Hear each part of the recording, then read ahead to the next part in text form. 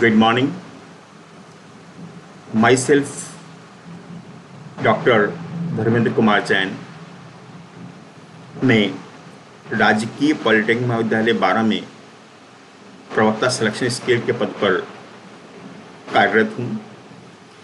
Subject code E202 basic mechanical engineering में इससे पहले वाले लेक्चर में हमने हाई प्रेशर बॉयलर के बारे में चर्चा की थी और उस लेक्चर में मैंने आपको ये बताया था कि हाई प्रेशर बॉयलर की परिभाषा क्या है, उसकी चारित्रिक विशेषताएं क्या हैं और उसके क्या एडवांटेज हो सकते हैं। और पिछले लेक्चर में हमने देखा कि जितने भी हाई प्रेशर बॉयलर्स हैं, इनका ऑब्जेक्टिव है बेटर क्वालिटी की स्टीम का जनरेशन, जहाँ पर स्टीम की क्वालिटी का तात्पर्य है हाई प्रेशर और टेम्परेचर।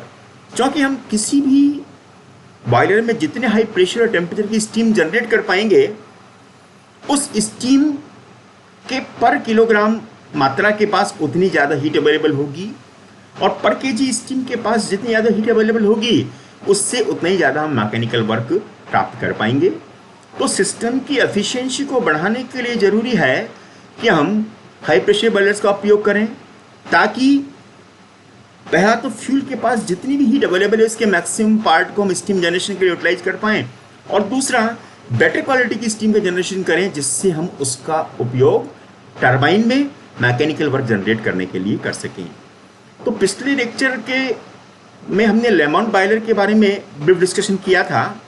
आज के इस लेक्चर को हम लेमंट बॉयलर से शुरू करेंगे, जो एक प्रकार का हाई प्रेशर बॉयलर है। ये लेमंट बॉयलर का बिल्कुल सिंपल लाइन डायग्राम है।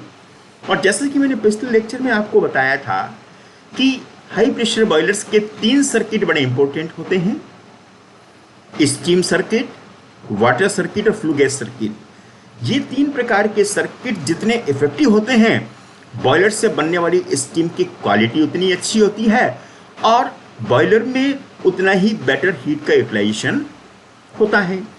लेमंट बॉयलर का जो लाइन डायग्राम है, इसकी हम बात करें तो लेफ्ट साइड में एक वाटर सर्कुलेटिंग पंप दिखाया गया है, जिससे वाटर को एवापोरेटिंग सेक्शन तक भेजा जाता है। यहाँ पर जो एवापोरेटिंग सेक्शन है, इसे शो किया गया है। एवापोरेटिंग सेक्शन से निकलने वाला जो वाटर स्टीम का मिक्सचर है, वह बॉयलर ड्रम में चला जाता है। बॉयलर ड्रम में स्टीम और वाटर को सेपरेट किया जाता है। तो चूँकि हम जानते हैं कि स्टीम और वाटर दोनों की डेंसिटी अलग अलग होती है, स्टीम की डेंसिटी कम होती है और वाटर की डेंसिटी ज़्यादा होती है। तो इस बॉयलर ड्रम में दोनों का सेपरेशन हो जाता है। वाटर हाई डेंसिटी होने के कारण नीचे की साइड में आ जाता है और स्टीम ड्रम में ऊपर चली जाती है। यहाँ पर वाटर को सेपरेट करके और वापस वाटर सर्कुलेटिंग पंप के माध्यम से इसे एवापोरेटिंग सेक्शन में भेज दिया जाता है। और जो स्टीम होती है वो ड्रम के टॉप से निकल करके और कन्वेक्शन सोलरेटर तक चली जाती है। यहाँ पर कन्वेक्शन मोड के माध्यम से हीट का ट्रांसफ़र होता है।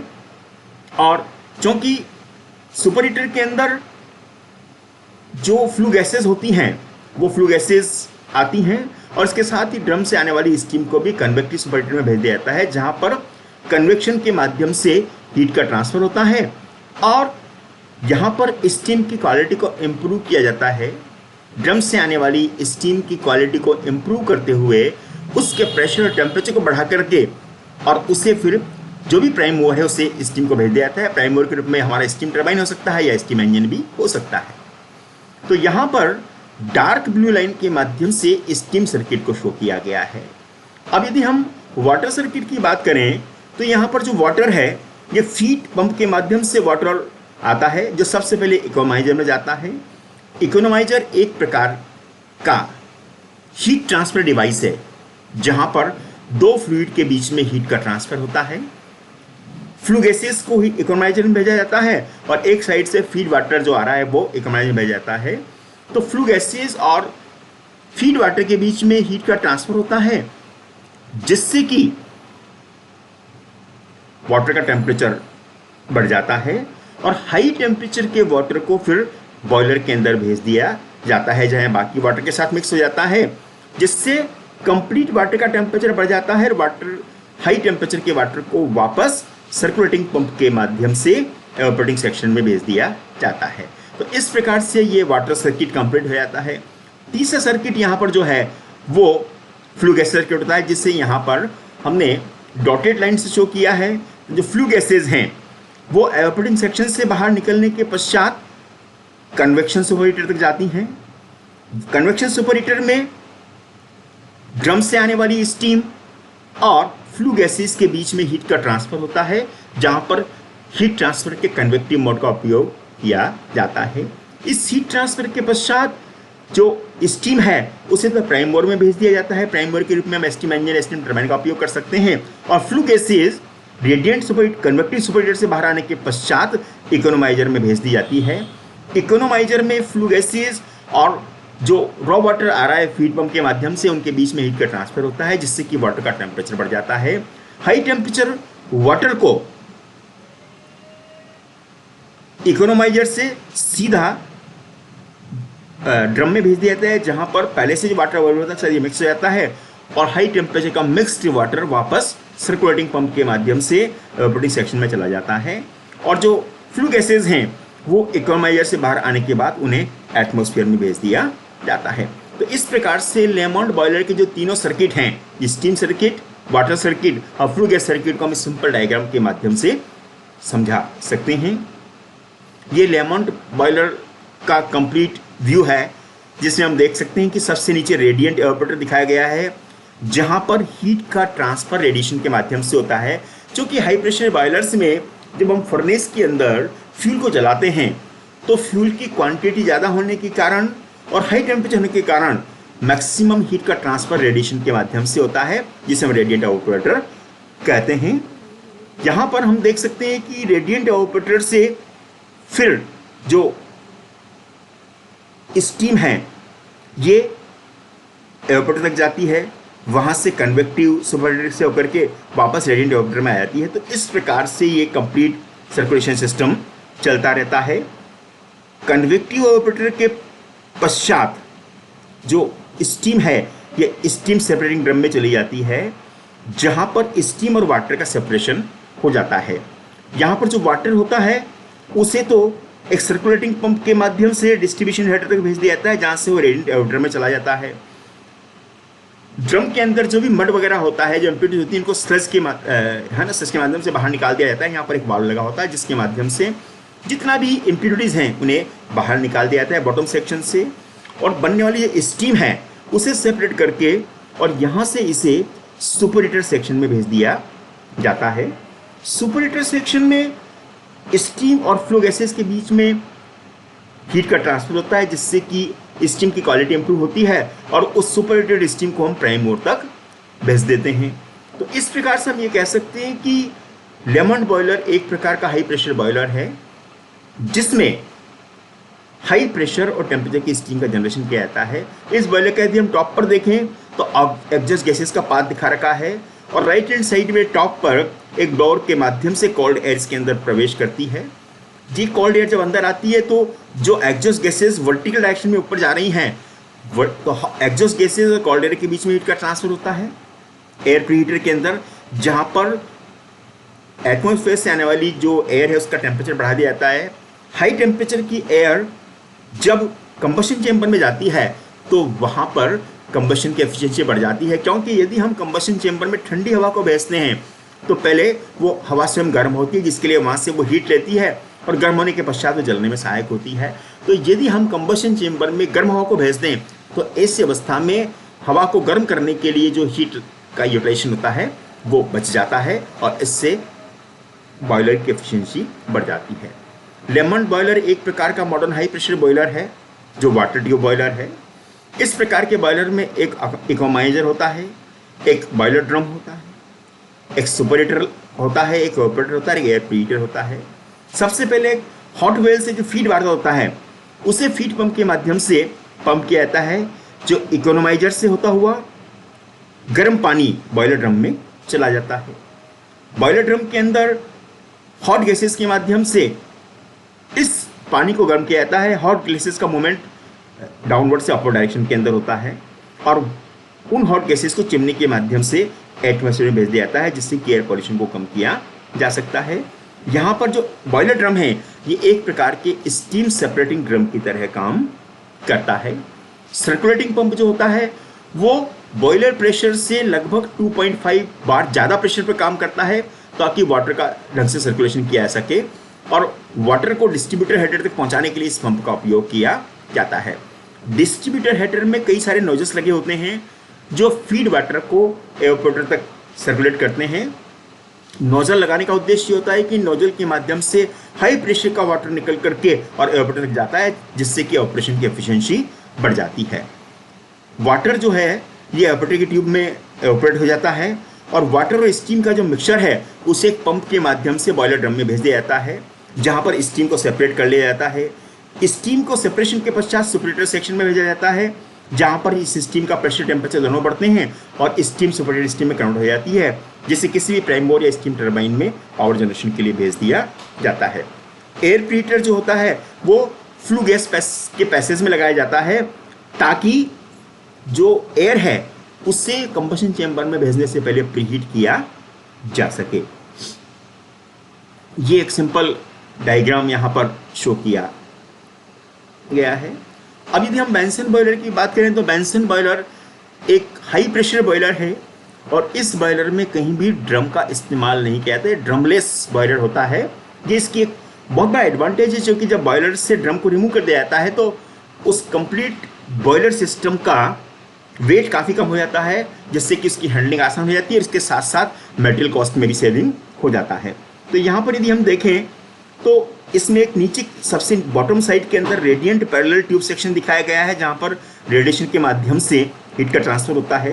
राइट हैंड साइड में एक फीड पंप दिखाया गया है, जिससे कि वाटर को सर्कुलेट किया जाता है।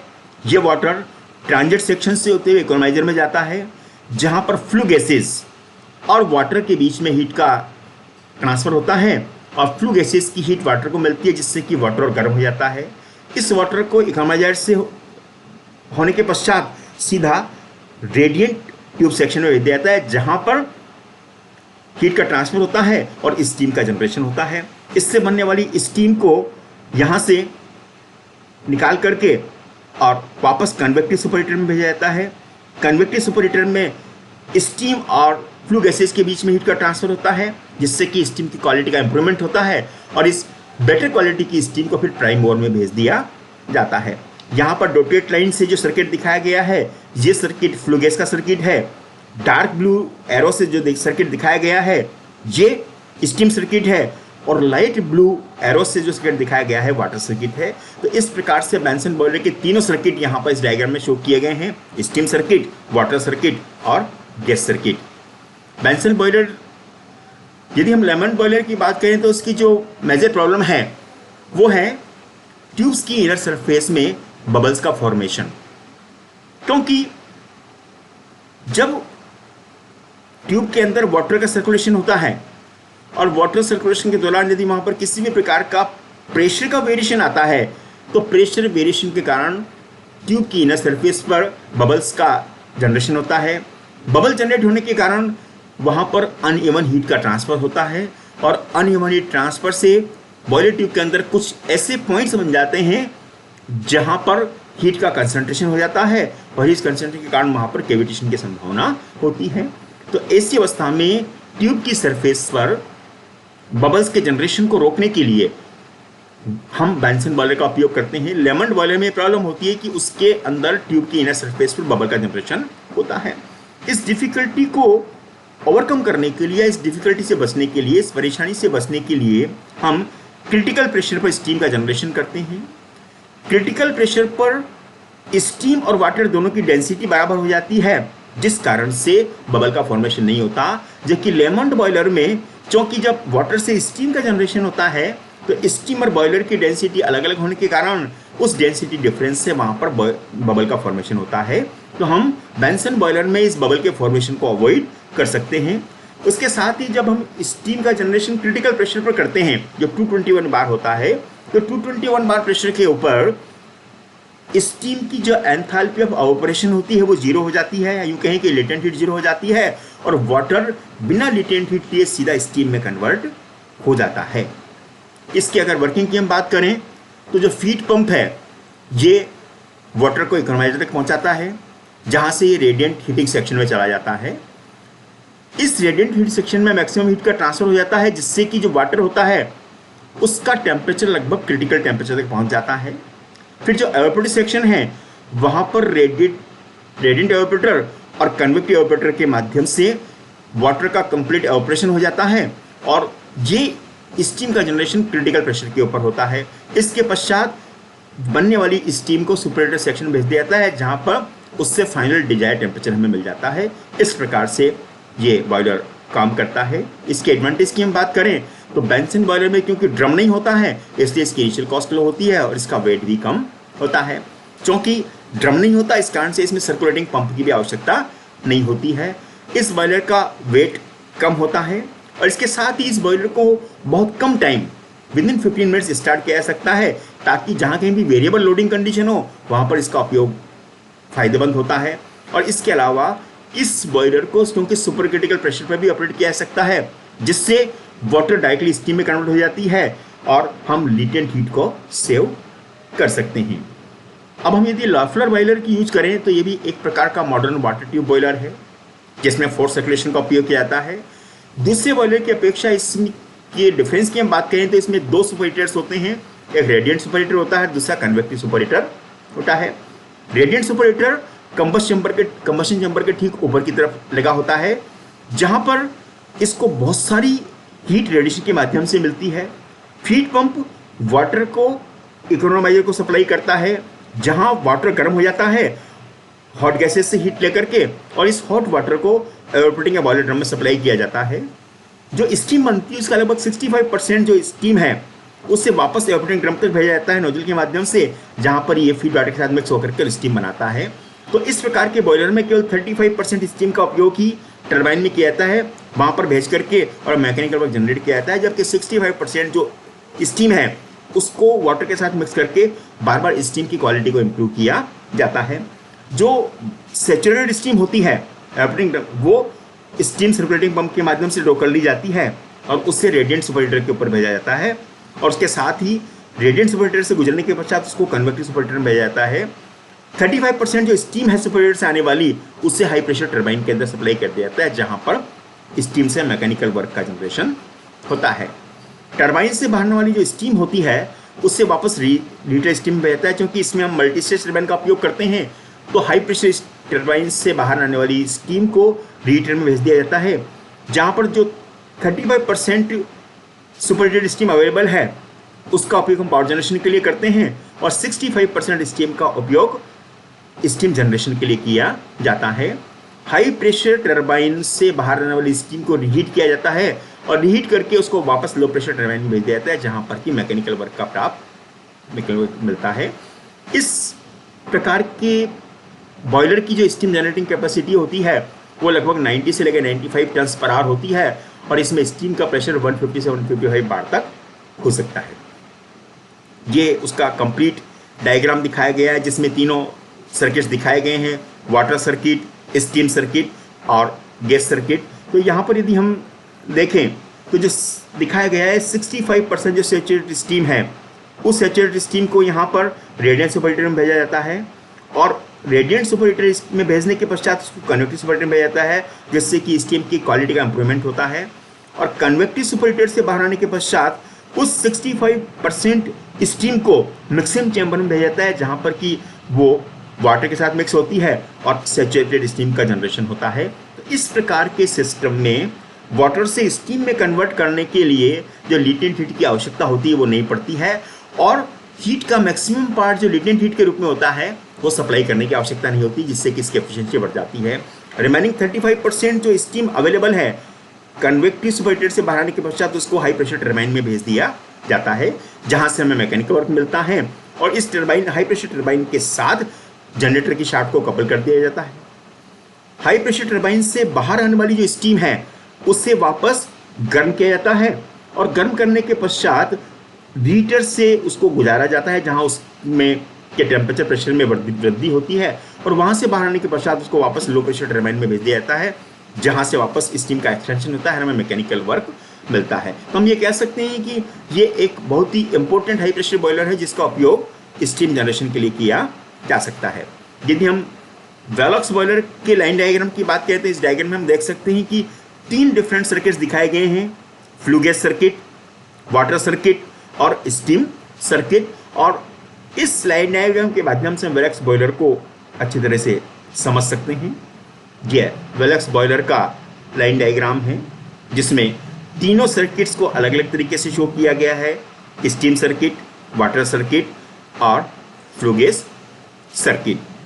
तो हम ये देख सकते हैं कि ये जितने भी हाई प्रेशर बॉयलर्स हैं इनके माध्यम से हम हाई प्रेशर और हाई टेम्परेचर की स्टीम का जनरेशन कर सकते हैं।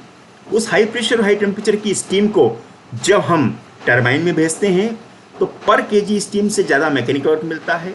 दूसरा, स्टीम की क्वालिटी अच्छी होने के कारण टरबाइन की ब्लेड्स पर जंग लगने की संभावना नहीं होती है, जिससे टरबाइन की ब्लेड्स की लाइफ भी बढ़ जाती है। वेलॉक्स बॉयलर जो है इसमें फ्लू गैसेस से हीट ट्रांसफर रेट को बढ़ाया जाता है और इसके लिए गैस की जो वेलोसिटी है उसको इम्प्रूव किया जाता है। हाई हीट ट्रांसफर के कारण सरफेस एरिया कम हो जाता है और ये हम यूँ कहें कि कम सरफेस एरिया से हम ज़्यादा हीट का ट्रांसफ़र कर सकते हैं। जनरली इसके अंदर फ्लू गैसेस की सोनिक वेलोसिटी का उपयोग किया जाता है। सोनिक वेलोसिटी होने के कारण फ्लू गैसेस से और वाटर को हीट का ट्रांसफर बहुत तेजी से होता है और जिससे कि हाई प्रेशर हाई टेम्परेचर की स्टीम का जनरेशन होता है। फ्लू गैसेस की हाई स्पीड के साथ साथ ही इसमें हम प्रेशराइज कंबशन का उपयोग करते हैं। इसके लिए एयर को पहले लगभग 3 बार प्रेशर तक कंप्रेस किया जाता है और कंप्रेस्ड एयर को कंप्रेसर के माध्यम से गैस टरबाइन उसके अंदर भेजा जाता है कंबशन चेंबर में। कंबशन चेंबर में हाई प्रेशर की एयर का उपयोग करने के कारण फ्यूल्स जो होती हैं वो तेजी से जलती है और वहाँ पर हॉट गैसेस की सुपरसोनिक वेलोसिटी जनरेट हो जाती है।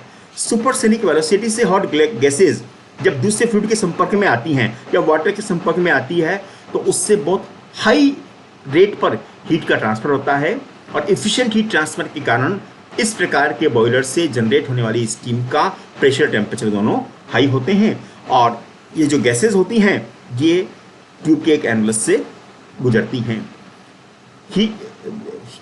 गैसेस के द्वारा जो हीट का ट्रांसफ़र होता है वाटर को, उस दौरान ये एनवलस से गुजरती हैं जिससे कि स्टीम का जनरेशन होता है और वाटर और स्टीम का जो मिक्सचर होता है ये स्टीम सेपरेटर में एंटर करता है। टेंजेंशियल डायरेक्शन से इसकी एंट्री होती है। स्टीम सेपरेटर के अंदर वाटर और स्टीम को अलग अलग कर लिया जाता है।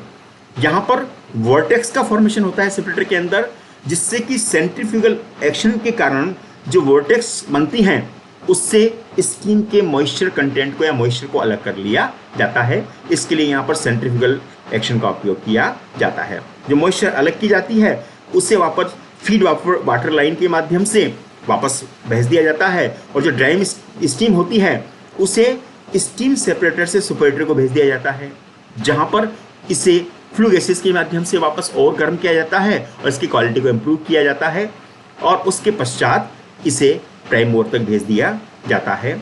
सुपरेटर से बाहर आने वाली जो गैसेज हैं इनका उपयोग गैस टरबाइन को चलाने के लिए कर सकते हैं, जिससे कि गैस टरबाइन के लिए जो पावर का आवश्यकता होती है वो प्लांट इटसेल्फ जनरेट कर लेता है और उससे हम जनरेटर को चला सकते हैं।